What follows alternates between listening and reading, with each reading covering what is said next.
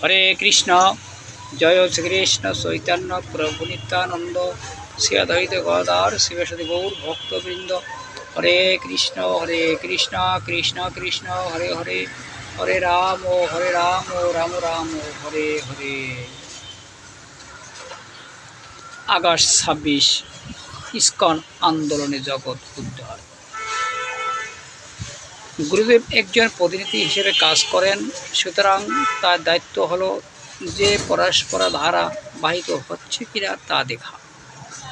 যেমনটা আজ আমরা ভাগবতে পড়েছিলাম যে কিভাবে মনু পৃথিবীকে রক্ষা করেছিলেন। প্রভুপাদ চেয়েছিলেন যে ইস্কনের আন্দোলন পৃথিবীর ত্রাণকর্তা হিসেবে পরিচিত হোক।